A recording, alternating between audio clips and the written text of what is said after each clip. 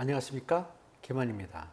이번 시간에는 2022학년도 대학을 지원하고 가는 학생들이 생활기록부의 중요성에 대해서 이야기해 보겠습니다. 자, 교육대학교 같은 경우에는 올해 자기소개서가 모두 폐지됐습니다. 그러면 1단계에서 무엇을 갖고 선발하느냐라고 놓고 봤을 때 생활기록부밖에는 없죠. 그러니까 이 생활기록부가 과거보다 많이 글자 수가 축소가 됐고 또 이것이 더 많이 중요하게 됐기 때문에 이 중요성 있는 생활기록부를 어떻게 기록되어 있고 이 기록되어 있는 부분이 지금이라도 조금 더 어떻게 수정할 수 있다면 어떻게 수정하는 것이 좋은지에 대해서 다시 한번 확인해 보겠습니다. 자, 2022학년도, 2023학년도 두 개의 정도, 지금 현재 고2 학생들까지는 같은 생활기록부 기록 방식으로 기재가 될 것입니다. 우선 교육대학교를 가는 데 있어서 가장 중요한 부분은 성적이라고 우리는 다 알고 있습니다. 교과 활동이죠. 교과 활동에서 우리가 보통 평가라는 데 있어서는 정량적 평가가 있고 정성적 평가가 있습니다. 정량적 평가라고 하는 것은 성적처럼 1등급, 2등급 숫자로 확인할 수 있는 부분이 되겠고요. 정성적 평가라고 하는 것은 질적 평가를 이야기하는 것입니다. 자, 그런데 요즘은 성적도 매우 중요하지만 교육대학교를 가는 데 있어서는 이 정성적 평가인 질적 평가에 초점을 더 두고 가는 경향이 있습니다. 또 그런 쪽으로 방향성이 바뀌고 있죠. 자, 그러다 보니까 서울교육대학교의 학교장 추천 전형과 같은 교과 전형 같은 경우는 성적만 갖고 뽑지만 그 외의 전형들, 교과 전형이 아닌 종합 전형들은 모두 다 생활기록부와 성적을 함께 본다는 것입니다. 물론 입시 요강에 나와 있어 갖고 성적의 비중이 어떻게 되고 또 다른 비교과 비중이 어떻게 되는지는 학교마다 차이가 다 있을 것입니다.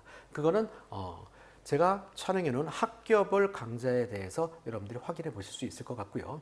일단 우선 생활기록부에 보면은요, 교과 활동에서 세부능력 특기사항에서 과목당 500자까지 적을 수 있죠. 자, 근데 이 500자까지 적을 수 있는데 선생님들께서 500자까지 꽉꽉 채워서 적어주시는 선생님들은 그렇게 많지 않을 것입니다. 물론 그렇게 적힐 만한 학생이래야 그렇게 적히겠죠. 물론 300자 이상만 적혔다 하더라도 평균 수준은 된다고 볼 수 있습니다.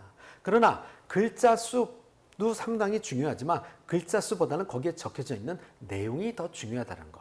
어떤 부분이 더 중요한지는 지금 이 짧은 시간에 모든 것을 내가 다 설명할 수는 없지만 중요한 부분은 학생들의 우수성이 나타나 있는 부분과 가치관이 적혀져 있는 부분이라면 우수성을 볼 수 있다라고 생각하시면 될 것입니다. 자, 그 다음에 교과 활동에서 올해부터는 방과 후 학교 활동 내용은 미기재하게 되어 있고요. 과거에 적혀져 있던 부분에 있어서는 자율동아리 한 개만 30자 이내에서 기재를 할 수 있게 되어 있죠. 자, 그 다음에 이제 행동특성 및 종합의견단이 과거에 1000자에서 500자로 줄어들었죠. 500자로 줄어든 내용에서는 보통 이 부분에 있어서는 인성적인 측면을 많이 확인해 본다라고 생각하시면 됩니다. 물론 500자가 아닌 짧게 적혀져 있는 학생들도 있을 거예요. 본인의 자기 생활기록부를 본인들이 한번 잘 확인을 해보면서 500자가 다 채워져 있는지도 한번 확인해 보시고요. 자, 그 다음에 창의적 체험활동 부분이 세 가지 영역이 있는데요. 자율활동, 동아리활동, 그 다음에 진로활동이 있습니다. 그리고 봉사활동 같은 경우에는 과거의 창의적 체험활동에서 500자 기재할 수 있는 것이 이제 올해부터 특기사항은 미기재되고요. 교내에서의 외부 봉사활동 실적만, 교내외 외부 봉사활동 실적만 기재하게 되어 있습니다. 자, 자율활동 연간 500자가 기록되어 있는데 학생들이 욕심이 과해가지고 나는 활동이 한 10가지 이상 했어. 그러니까 이거를 어떤 거 하나 빼기가 싫어. 그래서 뭐를 했고만 쭉 500자를 쓰는 학생들이 덜어 있는데 이것은 좋은 방법은 아닙니다. 좀 자기가 지원하는 학교에 교육대학교 같으면 교직에 관련된 도움이 될 만한 것들로 몇 가지 뽑아서 구체적으로 적는 것이 좋다라고 생각하시면 됩니다. 자, 그 다음에 동아리 활동 같은 경우도 역시 500자고요. 이건 작년과 변동사항이 크게 없습니다. 다만 자율동아리 기재를 못하게 되어 있고 자율동아리가 무엇인지에 대한 간략하게 30자 미만으로만 기재할 수 있게 되어져 있습니다. 자, 그 다음에 청소년 단체 활동에 단체명만 기재할 수 되어 있고요. 소원 업무에 관련된 것은 아예 기재를 금지하고 있다는 것이 바뀐 부분입니다. 자, 이 부분은 설사 기재를 했다 하더라도 평가하지 않습니다. 자, 그러면 평가하지 않는 것이 기재되어 있다면 결국은 손해가 되겠죠.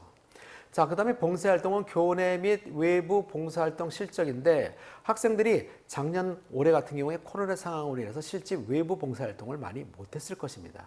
하지만 언택트 봉사활동을 해가지고 그 실적을 많이 높인 학생들도 있기 때문에 학생들 스스로 봉사활동을 코로나 방역에 위반되지 않는 범위 내에서 열심히 할 수 있는 것들을 찾아서 한다면 그래도 조금이라도 도움이 될 것입니다. 자, 진로활동 같은 경우에는 연간 700자, 진로 희망 분야에 대해서 쓰는 부분은 이제 없어졌어요.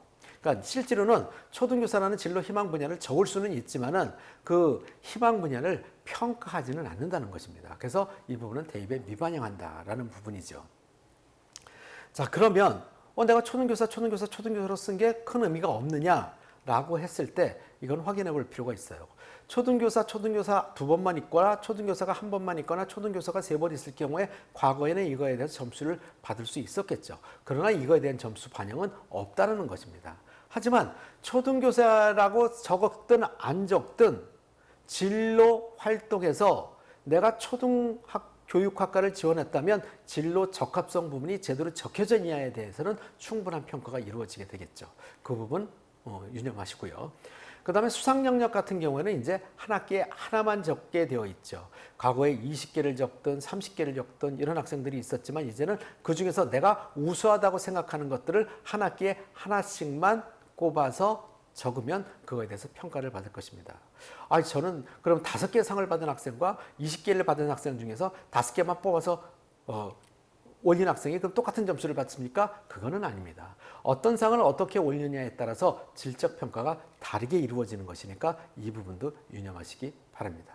그 다음에 독서활동 같은 경우에는 도서명하고 저자만 적게 되어 있죠. 그러다 보니까 학생들이 아무거나 막 적어서 내면 될 거 아니냐고 생각할 수 있지만 실제로 학교에서는 그렇다 하더라도 어느 정도의 독서록을 제출했을 때만 기재가 가능하죠. 물론 일부 학교에서는 급하다는 이유로 독서록이 없이 기재해주는 경우도 있다고 합니다. 하지만 이건 잘못된 경우가 되겠죠.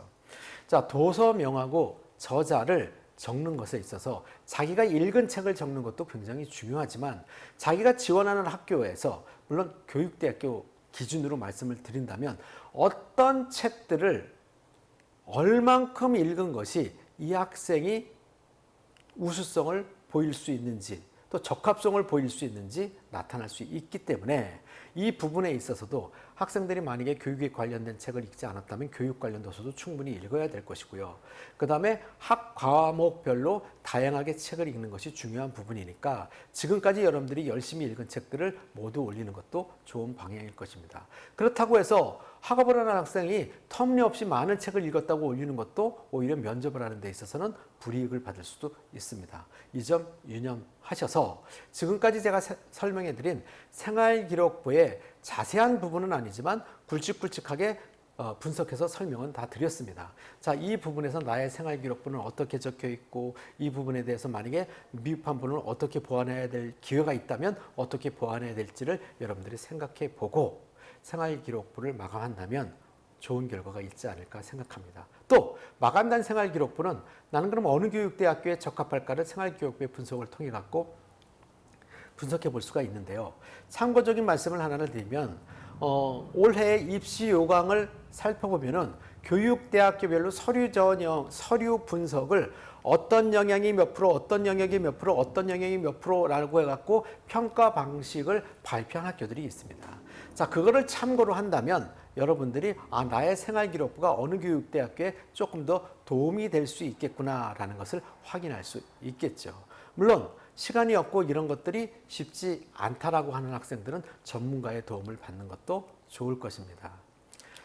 자, 기만 컨설팅에서는 컨설팅을 받는 학생들이 상당히 많이 있는데요. 예를 들자면은 나의 생활기록부를 분석해 봤을 때 어떤 교육대학교를 뒀을 때 합격 가능성이 높은지 또 내가 가고자 하는 교육대학교에 나의 생활기록부로 지원을 한다면 합격 가능성이 몇 프로 정도 되는지 이런 것들을 구체적으로 알고 싶은 학생들이 있다면 아래 전화번호로 연락을 해서 상담 신청을 하시기 바랍니다.